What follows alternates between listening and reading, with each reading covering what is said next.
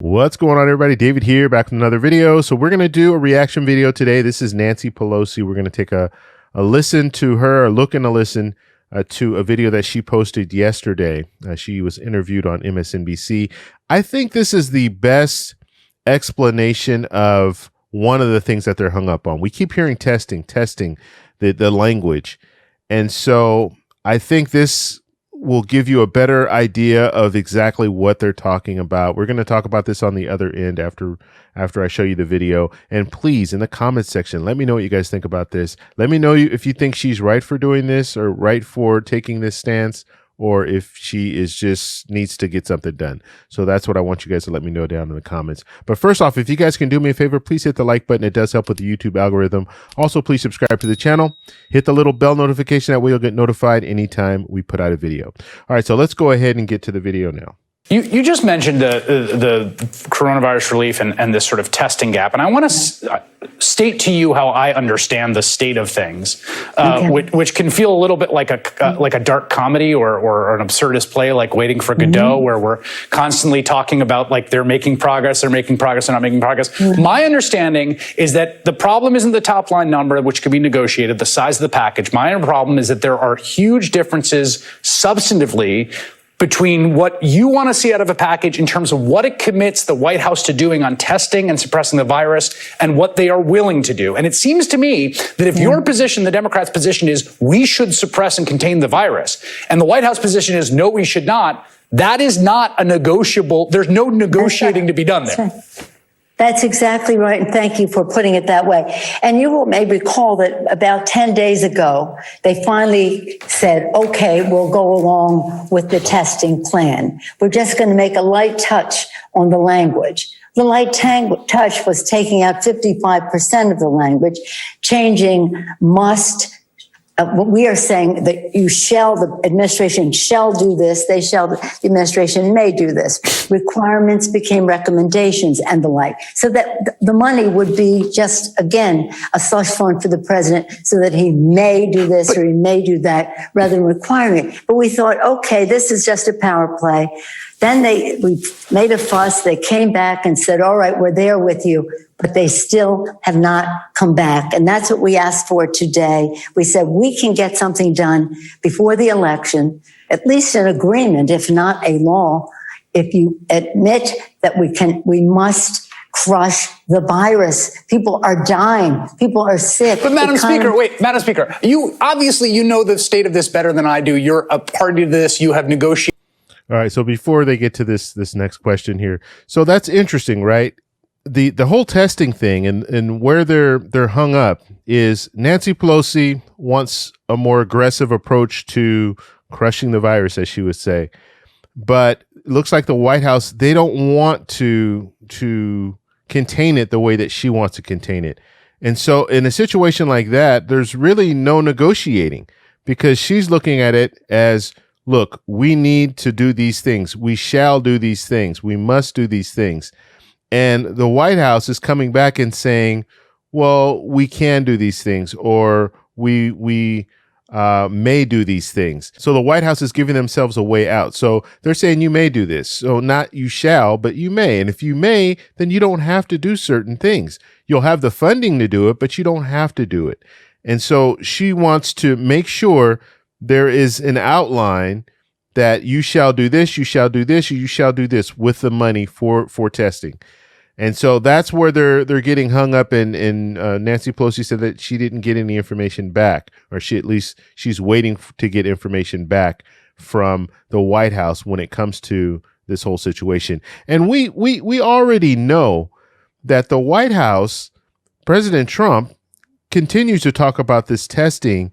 And the only reason that our numbers are rising is because we're testing more.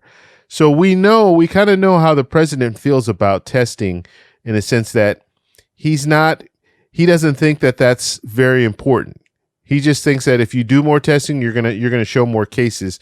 Well, when you look at the reality, if you're testing more and you have more cases, well, then you need to start looking at hospitalizations and deaths. And we usually see that when cases rise, we have more hospitalizations and we have more deaths. And the hospitalizations and the deaths, obviously, that is what we want to avoid.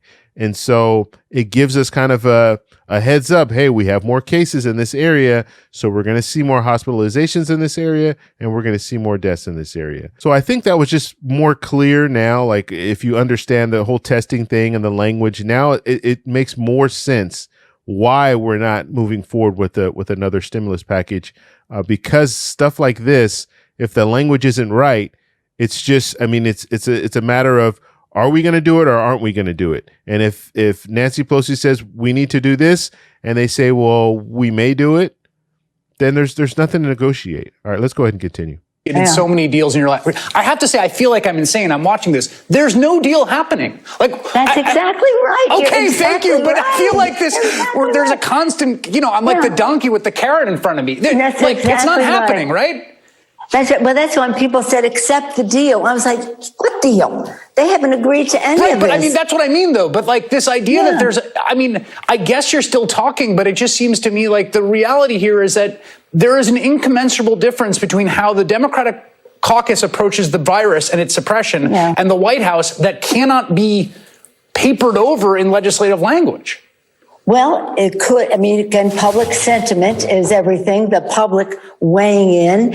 Now, again, this was big with Mark Meadows saying we didn't intend to control this. So that gave us much more leverage. But the fact is, we have to control the virus. We have to control the virus. But in addition to that, we cannot sell our souls. Just say, okay, well, let's just do it whatever way they want to do it. We'll do it again. No, we've got to crush the virus. We've got to have our children safely in schools.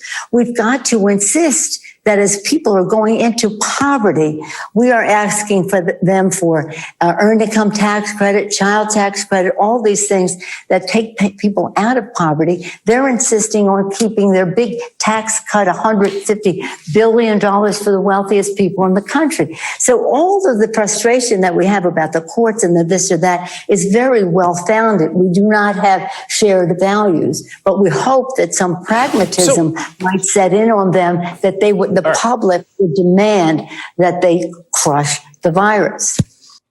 All right. So that was the end of that little segment there. But it's pretty interesting. I want to know what you guys think. So in the comment section, let me know what you think about this. Should we be focusing on crushing the virus or testing, tracing, vaccine? Should that be our focus, or should we be focused on just opening everything back up, and then eventually we'll get a vaccine, and once we get that vaccine, then hopefully things will be better at that time. So should we be focused on the testing, or should we be focusing on opening back up?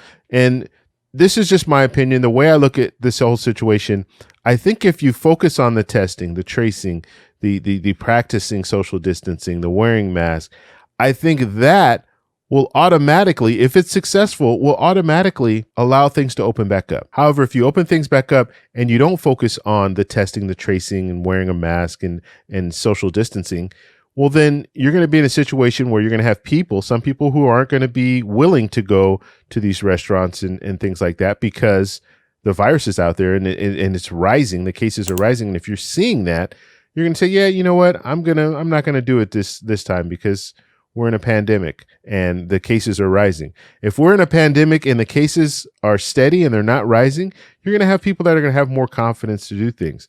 So you might open businesses back up, but you might not have people going to these businesses just because of the current situation. Also, you're going to have cases rise. If you don't do anything to focus on the problem, then those cases are going to continue to rise even if the businesses are open. So that's all I have for you guys today. I just want to know what you guys think about the whole situation. So let me know down below. If you like this video, please give me a thumbs up. Please subscribe for more, and I'll talk to you in the next one. Bye.